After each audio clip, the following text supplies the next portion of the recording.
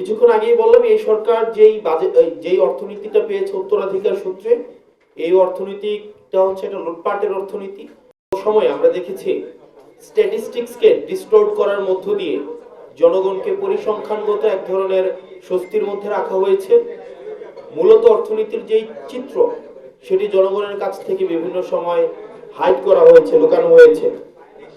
তো ফলত বাংলাদেশের অর্থনীতির স্বরূপটা জনগণের কাছে কখনোই যথাযথভাবে উন্মোচিত হয়নি। সেই প্রেক্ষাপটে অন্তর্বর্তীকালীন সরকার বেশ কিছু পদক্ষেপ গ্রহণ করেছিল। আপনারা জানেন অন্তর্বর্তীকালীন সরকার যখন ক্ষমতায় আসে তখন মুদ্রাস্ফীতি ছিল আমাদের 11.66%। এই 11.66% মুদ্রাস্ফীতিকে নিয়ন্ত্রণের জন্য আমরা অন্তর্বর্তীকালীন সরকার তৎকালীন সময়ে সংকোচনমূলক মুদ্রানীতি তখন প্রচলন করে এবং ডলারের দাম বা বিনিময় মূল্যকে নিয়ন্ত্রণ রাখার জন্য, সহনশীল পর্যায়ে রাখার জন্য আপনারা জানেন তখনকার সময়ে বাজার ভিত্তিক বিনিময় হার চালু করা হয় এবং অ্যাসেট কোয়ালিটি রিভিউ চালু করা হয়। একই সাথে আপনারা জানেন ব্যাংকগুলোকে জবাবদিহিতা, অ্যাকাউন্টেবিলিটি এনশিওর করার জন্য ব্যাংক রেজুলেশন অ্যাক্ট 2025 সেটি হচ্ছে অধ্যাদেশ করা হয়। অত্যন্ত দুঃখজনক বিষয়, এই অধ্যাদেশটিকে এই সংসদে ডিস্টোর্ট করে বিএনপি সরকার। এবং আপনারা জানেন 2025-26 অর্থ বছরের বাজেটে আমরা ওই সময়ের বাজেটে অন্তর্বর্তীকালীন সরকার যে বাজেটে দিয়েছিল সেই বাজেটে আমরা দেখেছি অবকাঠামোগত উন্নয়নের তুলনায় মানব সম্পদ উন্নয়নকে সেক্ষেত্রে প্রধান নিয়ামক ধরে চেষ্টা করা হয়।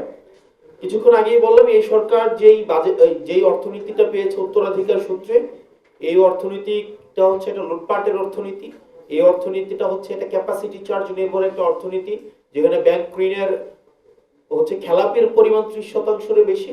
এই সার্বিক বাস্তবতায় হচ্ছে এখনের বাজেটটি হচ্ছে উপস্থাপিত হতে যাচ্ছে, যেখানে আমাদের মূল টার্গেট হচ্ছে কর্মসংস্থান কেমন হওয়া উচিত, শিক্ষা খাতে বরাদ্দ কেমন হওয়া উচিত, আমাদের ব্যাংক খাতের যেই বিগত দীর্ঘ 17 বছর ধরে সেটি পরিবার কেন্দ্রিক হয়েছে, সেটি লুটপাট করে একটা নির্দিষ্ট শ্রেণীকে উপকার ভোগী করেছে, সেটির থেকে কিভাবে ব্যাংক খাতকে উত্তরণ ঘটিয়ে এটি জনগণের হাতে ফিরিয়ে দেওয়া যায়, এটি ব্যবসায় নির্ভর এবং একটি স্বনির্ভর একটি ব্যাংক খাত করা যায়, সেটির একটি রূপরেখা, একটি অর্থনৈতিক পরিকল্পনা।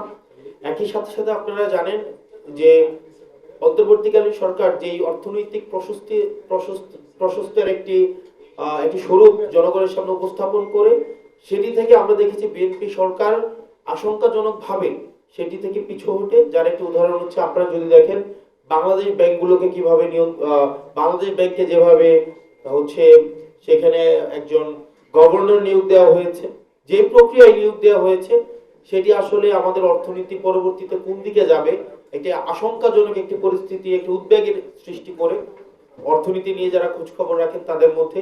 একই সাথে আমরা দেখতে পাচ্ছি সাম্প্রতিক ইসলামী ব্যাংকের যে বিষয়গুলো আমাদের নজরে পড়ছে সেটি অর্থনীতির জন্য স্বস্তিদায়ক নয়।